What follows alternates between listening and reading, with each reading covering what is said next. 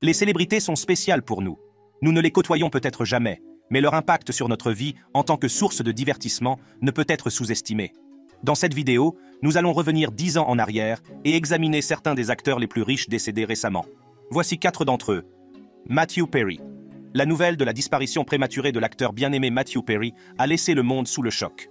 Connu pour son rôle emblématique de Chandler Bing dans la sitcom Friends, le décès soudain de Matthew Perry a plongé l'industrie du divertissement et sa légion de fans dévoués dans une profonde tristesse. Dans cette vidéo captivante, nous nous penchons sur les circonstances tragiques de la mort de Matthew Perry, en révélant les détails choquants qui ont amené tout le monde à s'interroger sur ce qui s'est réellement passé. Nous découvrons également le montant estimé de sa valeur au moment de sa mort, ainsi que la valeur de sa succession. De son ascension vers la célébrité à ses combats contre la toxicomanie, la vie de Matthew Perry a été une montagne russe de triomphes et de luttes. La nouvelle de la mort de Matthew Perry s'est répandue comme une traînée de poudre à Hollywood. L'acteur bien-aimé, connu pour son esprit et son charme, avait captivé le public pendant des années grâce à son inoubliable interprétation de Chandler Bing dans la sitcom à succès Friends. Mais en coulisses, la vie de Perry était loin des rires et des applaudissements. Dans cette section, nous allons nous pencher sur les premières années de Matthew Perry, son ascension vers la célébrité et les démons qui l'ont rongé tout au long de sa carrière. Matthew Langford Perry est né le 19 août 1969 à Williamstown, dans le Massachusetts. Dès son plus jeune âge, il est évident que Perry a un talent naturel pour le spectacle. Ayant grandi dans une famille du showbiz, son père étant acteur et sa mère attachée de presse, Perry était destiné à être sous les feux de la rampe. Mais personne ne se doutait des difficultés qu'il allait rencontrer sur son chemin. Adolescent, Perry déménage à Los Angeles pour poursuivre ses rêves d'acteur. Il décroche de petits rôles dans diverses séries télévisées et films, se faisant peu à peu un nom dans l'industrie. Cependant, ce n'est qu'en 1994 que sa vie a changé pour toujours. Cette année-là, Perry auditionne pour le rôle de Chandler Bing dans une nouvelle sitcom intitulée Friends. Il était loin de se douter qu'il s'agirait du rôle qui définirait sa carrière. Friends est devenu un phénomène culturel et l'interprétation de Perry, qui incarne un Chandler sarcastique et adorable, l'a fait connaître du grand public. Avec le succès de Friends, Matthew Perry est devenu l'un des acteurs les mieux payés de la télévision. La série a duré 10 saisons, et le sens de l'humour de Perry lui a valu les éloges de la critique et une base de fans dévoués. Mais en coulisses, Perry luttait contre des démons personnels qui menaçaient d'éclipser son succès. Tout au long de sa carrière, il a parlé ouvertement de ses problèmes d'addiction, utilisant sa tribune pour sensibiliser et soutenir les personnes confrontées à des problèmes similaires. Mais l'attention et la pression constante de l'opinion publique n'ont fait qu'aggraver ces difficultés. Alors que le monde entier pleurait la perte de Matthew Perry, les circonstances de sa mort sont restées mystérieuses. Les amis et collègues de Perry ont été dévastés par la nouvelle. Ils ont parlé avec tendresse de son talent, de sa gentillesse et de l'impact qu'il a eu sur leur vie. Mais derrière les portes closes, des murmures sur un aspect plus sombre de la vie de Perry ont commencé à émerger. Des sources anonymes ont affirmé que Perry avait lutté contre ces démons dans les mois qui ont précédé sa mort. Elles ont parlé de ses problèmes de dépendance, de ses rechutes et des conséquences sur sa santé mentale et physique. Ces révélations dressent le sombre tableau d'un homme en train de mener une bataille perdue d'avance. Lorsque le choc de la mort de Perry s'est dissipé, le monde a commencé à réfléchir à son héritage. On se souvient de lui non seulement pour son talent d'acteur, mais aussi pour son travail de sensibilisation à la toxicomanie et à la santé mentale. La vulnérabilité dont il faisait preuve en partageant ses propres difficultés avait touché la vie de nombreuses personnes. Nous allons maintenant explorer l'étonnante valeur nette de Matthew Perry au moment de sa mort et découvrir les secrets de sa succession. Préparez-vous à être stupéfait en découvrant les chiffres ahurissants et en vous plongeant dans les détails intrigants qui entourent la répartition de sa fortune. Dans les années 90, Friends a gagné en popularité, tout comme les comptes en banque des acteurs. L'immense succès de la série a conduit à des contrats lucratifs et à des augmentations de salaire substantielles pour les acteurs. Lorsque la série s'est terminée en 2004, Perry et ses co-vedettes figuraient parmi les acteurs les mieux payés de la télévision. Mais ce n'est pas seulement le salaire de Friends qui a contribué à la richesse croissante de Perry. La syndication de la série et les ventes de DVD ont continué à générer des revenus considérables bien après la diffusion du dernier épisode. En fait, selon Trey Lovell, avocat spécialisé dans le droit du divertissement, Perry gagnait encore, au moment de sa mort, la somme étonnante de 20 millions de dollars par an grâce aux revenus résiduels de la série. Pour ceux qui ne connaissent pas ce terme, il s'agit d'une rémunération versée aux acteurs pour la rediffusion ou la réutilisation de leur travail. Dans le cas de Friends, la popularité de la série garantissait qu'elle serait diffusée pendant des années, ce qui assurait un flux régulier de revenus à Perry et aux autres membres de l'équipe. Mais Friends n'était pas la seule source de revenus de Perry. Il s'est également aventuré dans le monde du cinéma, jouant dans plusieurs films à succès tout au long de sa carrière.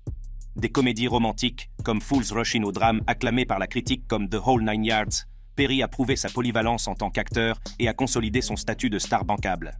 À chaque projet réussi, la valeur nette de Perry continue de grimper en flèche. Il investit judicieusement ses gains, diversifiant son portefeuille et prenant des décisions financières avisées. Des biens immobiliers, des voitures de luxe et d'autres actifs de grande valeur font partie de son empire grandissant. Mais pour Matthew Perry, il n'y avait pas que l'argent qui comptait. Il était connu pour sa générosité et ses efforts philanthropiques. Outre son projet de création d'une fondation pour aider ceux qui luttent contre la toxicomanie, Matthew Perry avait déjà créé The Perry House, un centre de désintoxication pour hommes. Son engagement à faire la différence dans la vie des autres était vraiment louable.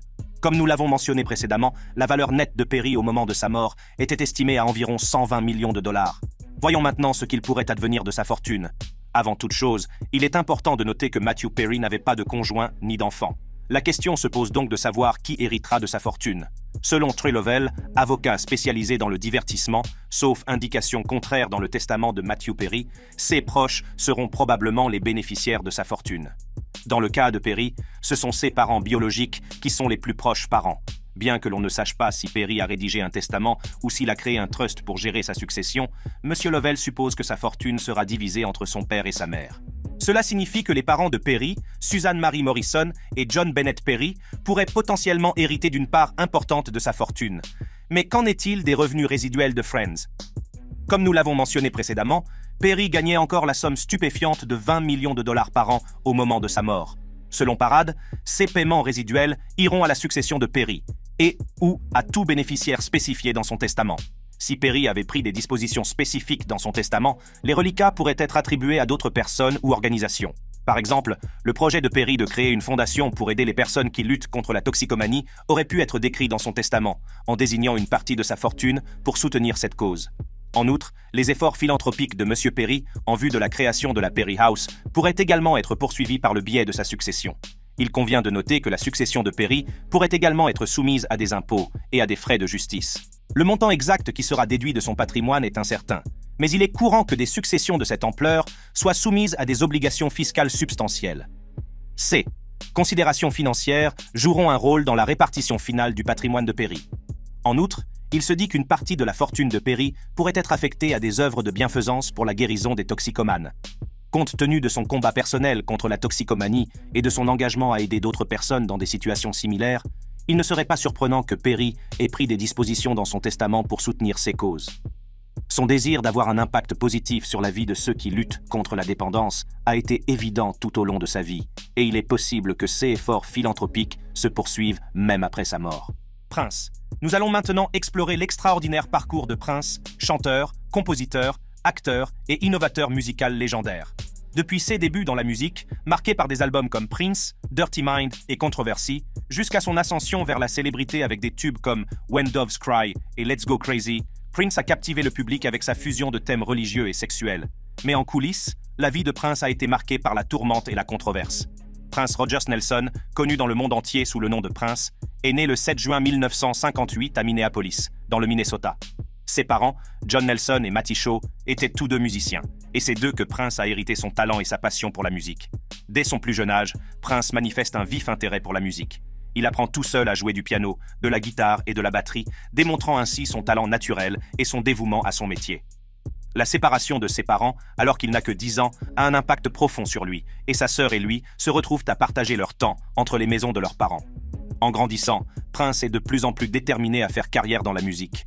Au lycée, il forme un groupe appelé Grand Central, plus tard connu sous le nom de Champagne, avec ses amis Anderson Simone, plus tard connu sous le nom d'Andre, et Maurice Day. Cette collaboration précoce a permis à Prince d'expérimenter différents styles musicaux et de développer son propre son. En 1978, le talent de Prince attire l'attention de Warner Bros. Records, qui lui fait signer un contrat. Cette signature marque le début de sa carrière musicale professionnelle et ouvre la voie à son ascension fulgurante vers la célébrité. Son premier album, For You, sorti la même année, met en évidence ses incroyables capacités musicales. Prince joue pratiquement de tous les instruments de l'album, démontrant ainsi sa polyvalence et sa maîtrise des différents styles musicaux. L'année suivante, Prince sort son album éponyme, Prince. Cet album contient son premier succès pop classé dans le top 20, le facile et contagieux I Wanna Be Your Lover. Le succès de la chanson propulse Prince sur la scène musicale grand public et fait de lui une star montante. En 1980, Prince sort l'album Dirty Mind, acclamé par la critique. Cet album se démarque de ses travaux précédents, car il aborde des thèmes plus explicites et provocateurs sur la sexualité et les fantasmes. Le titre de l'album, Dirty Mind, est devenu un tube dansant, atteignant la 3e place des charts R&B. D'autres titres marquants de l'album sont Sexuality et Do Me Baby, qui renforcent encore la réputation de Prince en tant qu'artiste qui repousse les limites. Mais c'est en 1982 que Prince a véritablement marqué l'industrie musicale avec la sortie de son album révolutionnaire 1999. Le titre de l'album est devenu un hymne pour le mouvement New Wave et Dance Pop, atteignant la 12e place du Billboard Hot 100. L'album contient également d'autres succès tels que Little Red Corvette et Delirious, consolidant le statut de Prince en tant qu'innovateur musical. La carrière de Prince atteint de nouveaux sommets en 1984 avec la sortie de l'album et du film Purple Rain. L'album a servi de bande originale au film du même nom, qui a rapporté près de 70 millions de dollars au box-office américain. Avec Apollonia Kotero et Morris Day, le film a remporté l'Oscar de la meilleure musique originale. Le titre mélancolique de l'album a atteint la 2e place du Billboard Hot 100, tandis que les tubes When Doves Cry et Let's Go Crazy ont tous deux atteint la 1re place. Purple Rain a propulsé Prince au rang de superstar et a consolidé sa place dans l'histoire de la musique. L'impact de Prince sur l'industrie musicale ne peut être surestimé. Il a repoussé les limites, défié les normes sociétales et s'est exprimé sans crainte à travers sa musique. Son talent, son sens de l'innovation et son dévouement à son métier ont laissé une marque indélébile sur le monde de la musique. Alors que la carrière de Prince continuait à monter en flèche, il a connu une série de hauts et de bas qui ont façonné les dernières années de sa vie. Malgré son immense talent et son succès, Prince s'est retrouvé en conflit avec sa maison de disques, Warner Bros., au sujet du contrôle créatif et de la propriété de sa musique. Malgré les difficultés rencontrées, Prince est resté un artiste prolifique, publiant des albums comme Musicology et 3121 au milieu des années 2000. Ces albums témoignent de ses prouesses musicales et de sa capacité à captiver le public grâce à son mélange unique de genres. Le 21 avril 2016, le monde entier a été choqué par la nouvelle de la mort prématurée de Prince. Quelques jours avant sa mort, son avion avait fait un atterrissage d'urgence et il avait été hospitalisé pour ce qui avait d'abord été décrit comme une grave grippe. Cependant, il a été révélé par la suite que Prince avait reçu une piqûre salvatrice pour une overdose de Percocet. Le département du shérif du comté de Carver et le bureau du médecin légiste du Midwest ont ouvert une enquête sur les causes de la mort de Prince. L'autopsie a révélé qu'il était mort d'une overdose accidentelle. La nouvelle a fait l'effet d'une onde de choc dans l'industrie musicale et a laissé des millions de fans dévastés. Après sa mort tragique, la valeur nette de Prince a été examinée à la loupe, et c'est ce dont il est question dans cette nouvelle section. Des batailles juridiques autour de sa succession à la hausse inattendue des ventes de musique, nous allons nous plonger dans les chiffres choquants et révéler la véritable valeur de l'empire de Prince. Outre sa musique, Prince était un homme d'affaires avisé qui avait compris la valeur de sa marque. Il a créé sa propre maison de disques, Paisley Park Records, en 1985, ce qui lui a permis d'exercer un contrôle créatif total sur sa musique et de conserver une plus grande part des bénéfices. Cette initiative a non seulement mis en évidence l'esprit d'entreprise de Prince, mais elle a également contribué à sa réussite financière. Les décisions commerciales avisées de Prince ne se limitent pas à l'industrie musicale. Il s'est lancé dans diverses entreprises, notamment dans la mode, le cinéma et même la technologie. Le sens de la mode de Prince était aussi emblématique que sa musique, et il a lancé sa propre ligne de vêtements, présentant son style unique au monde entier. Il s'est également essayé au métier d'acteur, jouant dans des films comme Purple Rain et Under the Cherry Moon, élargissant ainsi son champ d'action et ses possibilités financières. Mais c'est l'anticipation de Prince dans l'adoption de la technologie qui l'a vraiment distingué. Au début des années 1990, alors que l'Internet n'en était qu'à ses balbutiements, Prince a reconnu son potentiel et est devenu l'un des premiers artistes à se lancer dans la distribution en ligne. Il a publié sa musique exclusivement sur son site web, contournant ainsi les maisons de disques traditionnelles et conservant une plus grande part des bénéfices. Cette approche avant-gardiste a non seulement mis en évidence l'esprit novateur de Prince, mais a également contribué à sa réussite financière à l'ère numérique. La carrière de Prince a continué à monter en flèche, tout comme sa valeur nette. Ses albums se classent régulièrement en tête des hit-parades et ses concerts font salle comble dans les arènes du monde entier. Avec chaque album à succès, l'empire financier de Prince s'est agrandi et il est devenu l'un des musiciens les plus riches de son époque. L'une des conséquences immédiates de la mort de Prince a été l'explosion de la popularité et de la demande pour sa musique. Les fans se sont rués sur ses albums, les plateformes de streaming ont enregistré une augmentation significative du nombre d'écoutes de ses chansons et les ventes de sa musique sont montées en flèche. Dans le mois qui a suivi son décès, les ventes d'albums de Prince ont augmenté de 6,323%. Ce regain de popularité inattendu a non seulement rendu hommage à son incroyable talent, mais a également eu un impact direct sur sa valeur nette. Alors que le monde est en deuil, les batailles juridiques autour de la succession de Prince commencent. Il est choquant de constater que Prince n'a pas laissé de testament, ce qui signifie que ses biens doivent être distribués conformément à la loi de l'État du Minnesota. Cette absence de plan clair pour sa succession a entraîné une procédure d'homologation longue et complexe, de nombreuses parties se disputant une part de sa fortune. La sœur de Prince, Tika Nelson, a été l'un des principaux acteurs de ces batailles juridiques. En tant que plus proche parente vivante de Prince, elle est devenue une figure centrale de la procédure. Cependant, d'autres héritiers et demandeurs potentiels sont apparus, ce qui a rendu la situation encore plus complexe. Le tribunal a eu la tâche difficile de déterminer les bénéficiaires légitimes de la succession de Prince. La valeur réelle de la succession de Prince n'a pas encore été déterminée, mais les premières estimations la situent aux alentours de 200 millions de dollars. Cette somme comprenait non seulement son vaste catalogue musical, mais aussi ses propriétés, ses investissements et d'autres biens de valeur. Cependant, les batailles juridiques et la procédure d'homologation en cours ont fait que la valeur finale de sa succession est restée incertaine. Au milieu des batailles juridiques, la succession a dû faire face à un autre défi de taille, la gestion et la protection de la propriété intellectuelle de Prince. Prince a toujours été très attaché à sa musique et a toujours exercé un contrôle strict sur son utilisation. Après son décès, la succession a dû gérer les contrats de licence, les questions de droit d'auteur et la préservation de son héritage artistique. Pour superviser la gestion de la succession de Prince, un administrateur spécial a été nommé par le tribunal. Cet administrateur était chargé de gérer les affaires financières, de prendre des décisions commerciales et de veiller à la protection de la propriété intellectuelle de Prince. Son rôle était crucial pour préserver la valeur de la succession et maximiser son potentiel. Alors que les batailles juridiques se poursuivent, la valeur de la succession de Prince continue d'augmenter. En 2020, il a été rapporté que la succession avait généré plus de 200 millions de dollars de revenus depuis sa mort. Ces revenus proviennent de la vente de musique, d'accords de licence et d'autres activités. La succession a également conclu des accords lucratifs avec des plateformes de streaming, garantissant que la musique de Prince continuerait d'être appréciée par les fans du monde entier. Mais les batailles juridiques sont loin d'être terminées. Les litiges concernant les bénéficiaires légitimes, la gestion des actifs et le traitement de la propriété intellectuelle ont continué à faire la une des journaux. La complexité de la situation a fait que la procédure d'homologation a traîné en longueur, laissant la résolution finale incertaine. Robin Williams. Nous allons maintenant nous pencher sur la mort tragique de l'un des plus grands humoristes et acteurs de notre époque, Robin Williams. Depuis ses humbles débuts à Chicago, dans l'Illinois, jusqu'à son ascension vers la célébrité en incarnant l'adorable extraterrestre Mork dans la série télévisée Mork and Mindy, Robin Williams a captivé le public grâce à son génie comique inégalé et à ses talents d'acteur polyvalent. Avec des performances acclamées par la critique dans des films comme Good Morning, Vietnam, Dead Poets Society et Good Will Hunting, Williams a laissé une marque indélébile sur l'industrie du divertissement. Mais derrière les rires et le succès, Williams a lutté contre des démons personnels, notamment l'addiction et la dépression, qui l'ont finalement conduit à une mort prématurée par suicide en 2014. Dans cette vidéo, nous explorerons les hauts et les bas de la vie de Robin Williams, ainsi que les conséquences de ce qui est arrivé à la succession de 50 millions de dollars qu'il a laissé derrière lui. Robin McLaurin Williams est né le 21 juillet 1951 à Chicago, dans l'Illinois, dans une famille aisée. Dès son plus jeune âge, il fait preuve d'un talent naturel pour divertir les autres, faisant souvent rire sa famille et ses amis grâce à sa vivacité d'esprit et à son sens de la comédie. Son père, Robert Fitzgerald Williams, était cadre supérieur chez Ford Motor Company et sa mère, Laurie McLaurin, était un ancien mannequin et une femme au foyer. La passion de Williams pour le théâtre et la comédie s'est manifestée dès son plus jeune âge.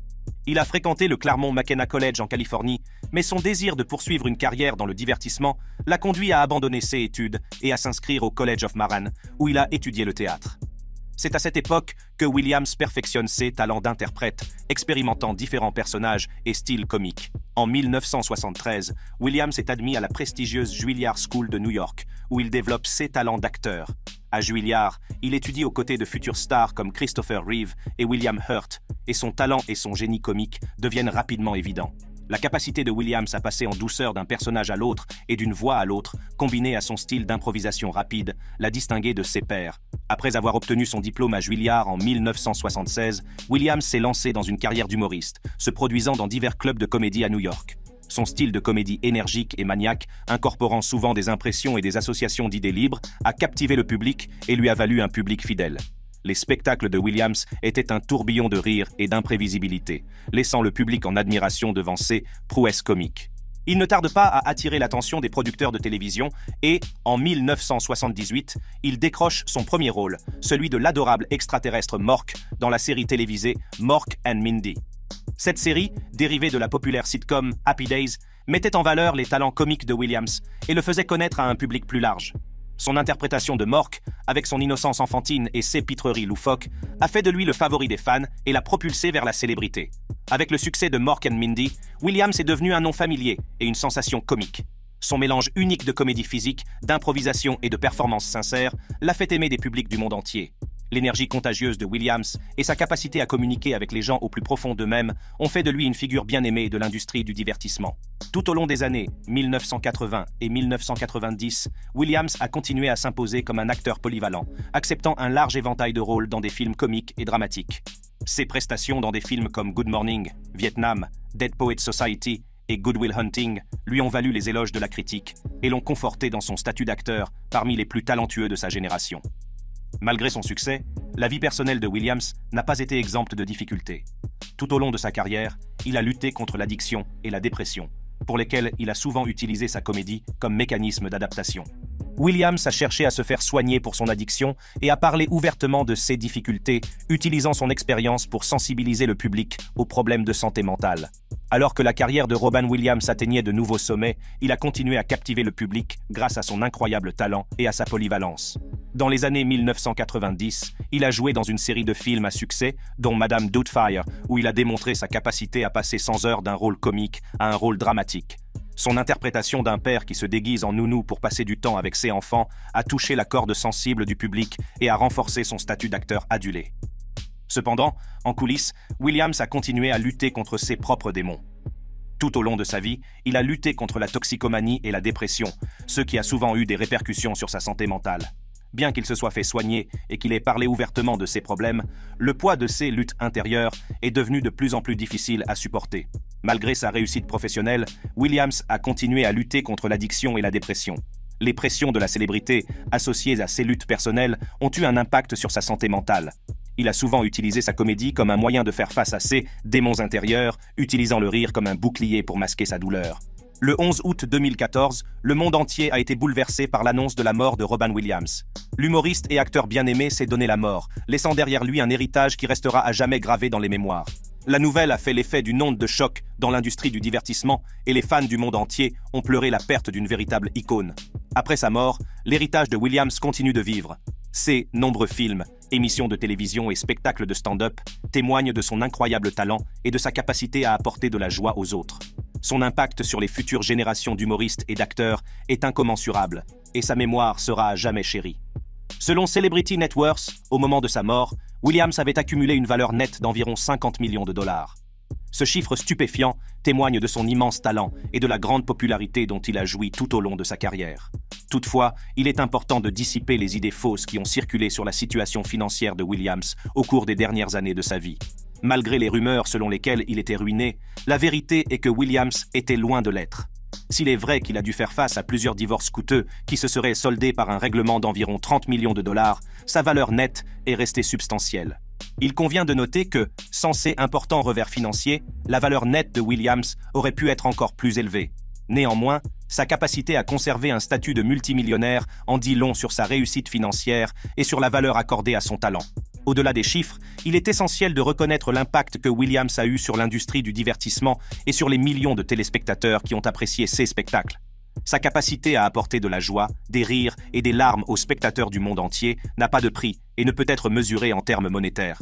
Si sa fortune est impressionnante, elle n'est pas à la hauteur de l'héritage qu'il a laissé. L'influence de Williams et la joie qu'il a apportée à la vie des gens continueront à résonner pour les générations à venir. Paul Walker. Le monde entier a pleuré la mort prématurée de l'acteur bien-aimé Paul Walker.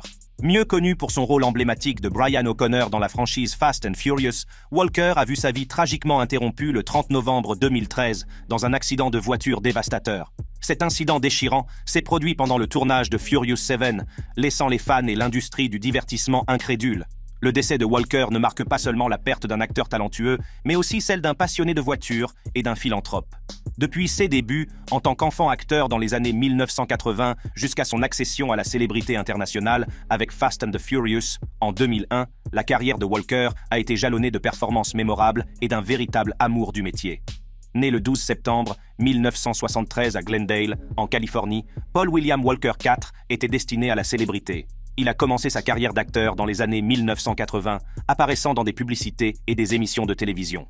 Le talent et le charisme de Walker attirent rapidement l'attention des directeurs de casting, ce qui lui permet de décrocher son premier grand rôle dans le feuilleton The Young and the Restless. Le charme de Walker et sa présence à l'écran ont captivé le public, consolidant son statut d'étoile montante. Mais c'est son rôle de Brian O'Connor dans Fast and the Furious qui va le propulser au rang de star internationale. Sorti en 2001, Fast and Furious est devenu un phénomène culturel, et l'interprétation par Walker du coureur de rue au cœur d'or a trouvé un écho auprès du public du monde entier. Le succès du film a donné lieu à de nombreuses suites, consolidant le statut de Walker en tant que figure clé de la franchise. Les performances de Walker ont trouvé un écho auprès du public, et sa notoriété n'a cessé de croître. Mais ce ne sont pas seulement ses talents d'acteur qui ont fait de lui un personnage adoré. L'amour sincère de Walker pour les voitures et son implication dans les courses automobiles ont ajouté une autre couche à son personnage. Au-delà de sa carrière d'acteur, Walker est également connu pour ses efforts philanthropiques. En 2010, il a fondé Reach Out Worldwide, une organisation à but non lucratif qui fournit de l'aide aux régions sinistrées du monde entier. L'engagement de Walker à faire la différence dans la vie des autres témoigne de sa nature généreuse. Le 30 novembre 2013, le monde a été stupéfait par la nouvelle de la mort soudaine et tragique de Paul Walker. L'acteur, qui n'avait alors que 40 ans, était passager d'une voiture haute performance conduite par son ami Roger Rodas. Tous deux participaient à un événement caritatif pour Reach Out Worldwide, l'organisation fondée par Paul Walker. L'accident s'est produit à Santa Clarita, en Californie, lorsque la voiture a perdu le contrôle et s'est écrasée contre un arbre, prenant feu au moment de l'impact. La scène est poignante, et la perte de Walker a provoqué une onde de choc dans le monde entier. La nouvelle de la mort de Walker s'est rapidement répandue, et les fans du monde entier ont pleuré la perte de leur acteur bien-aimé. Les plateformes de médias sociaux ont été inondées d'hommages, de souvenirs et d'expressions de chagrin. La famille, les amis et les acteurs de Walker ont été dévastés par la perte soudaine d'un homme qui avait profondément marqué leur vie. La mort de Walker a été suivie d'une vague de soutien et d'amour de la part de ses fans. Des commémorations ont été organisées dans le monde entier, des milliers de personnes se rassemblant pour honorer sa mémoire. La famille de Walker, y compris sa fille Meadow, a trouvé du réconfort dans ce soutien massif et dans la certitude que son héritage perdurerait. La mort de Paul Walker a eu des répercussions profondes et étendues. Sa disparition nous a rappelé la fragilité de la vie et l'importance de chérir chaque instant. Le travail philanthropique de Paul Walker et son amour sincère pour les autres continuent d'inspirer d'innombrables personnes à avoir un impact positif sur le monde. Mais quelle était l'étendue de sa fortune lorsqu'il a quitté ce monde trop tôt ? Rejoignez-nous pour découvrir des chiffres étonnants et entrer dans les détails de sa succession. De son ascension vers la célébrité à ses actions philanthropiques, l'impact de Paul Walker s'est fait sentir bien au-delà du grand écran. Alors, attachez votre ceinture et préparez-vous à un voyage captivant dans la vie et l'héritage financier de Paul Walker. Plongeons dans l'aventure. Alors que la franchise Fast and Furious continue de dominer le box-office, la notoriété de Paul croît de manière exponentielle. Il est devenu un nom familier et une coqueluche pour des millions de fans. Mais le succès de Paul ne s'est pas limité au monde des voitures rapides et des poursuites à grande vitesse. La carrière de Paul a continué à monter en flèche, tout comme sa valeur nette. Son succès dans la franchise Fast and Furious, ainsi que la promotion de marques et diverses entreprises, ont contribué à l'accroissement de sa fortune. Mais combien Paul Walker valait-il au moment de sa tragique disparition ? Au moment de sa mort, le 30 novembre 2013, la valeur nette de Paul Walker était estimée à environ 25 millions de dollars. Cette fortune impressionnante est le résultat de sa carrière d'acteur, de ses appuis à des marques et de ses diverses entreprises. La participation de Paul à la franchise Fast and Furious a joué un rôle important dans sa réussite financière. La série de films, connue pour son action effrénée et ses courses de voitures palpitantes, est devenue un phénomène mondial et a rapporté des milliards de dollars dans le monde entier. En tant qu'une des principales vedettes de la franchise, Paul a non seulement gagné un salaire substantiel, mais il a également reçu une part des bénéfices des films. Outre ses activités d'acteur, Paul Walker a également été sollicité par diverses marques pour des contrats de sponsoring. Son physique avantageux, son charisme et son lien avec le monde des voitures rapides faisaient de lui un partenaire idéal pour les entreprises qui cherchaient à promouvoir leurs produits. Qu'il s'agisse de marques automobiles ou de marques de mode, les contrats d'endossement de Paul Walker ont contribué à l'accroissement de sa valeur nette. Cependant, la réussite financière de Paul ne dépend pas uniquement de sa carrière d'acteur et de ses contrats de sponsoring. Il s'est également lancé dans les affaires, investissant dans divers projets et entreprises. Bien que les détails de ces investissements ne soient pas divulgués publiquement, on pense que Paul était très attentif aux opportunités qui correspondaient à ses intérêts et à ses passions. Intéressons-nous maintenant aux détails de la succession de Paul Walker. Après son décès tragique, ses biens ont été soumis à une procédure d'homologation, une procédure juridique qui détermine la répartition des biens d'une personne décédée. La valeur exacte de ces biens n'a pas été révélée, car les détails sont privés et protégés par la loi. On sait toutefois que Paul Walker a laissé un patrimoine important, comprenant des biens immobiliers, des véhicules de luxe et des investissements. L'un des biens les plus remarquables est sa vaste collection de voitures, composée de véhicules rares et performants. L'amour de Paul pour les voitures était bien connu, et sa collection reflétait sa passion pour la vitesse et l'automobile. En ce qui concerne son héritage financier, Paul Walker a désigné sa fille, Meadow Rain Walker, comme unique bénéficiaire de sa succession. Meadow, née le 4 novembre 1998, n'avait que 15 ans au moment du décès de son père. Les détails de la fiducie établie pour Meadow sont confidentiels, et on ne sait pas comment la succession a été structurée pour assurer son avenir. Il est important de noter que la valeur nette et le patrimoine des célébrités font souvent l'objet de spéculations et d'estimations.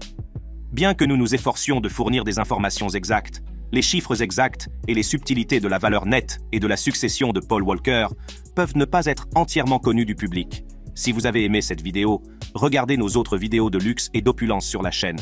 Merci d'avoir regardé et à la prochaine fois.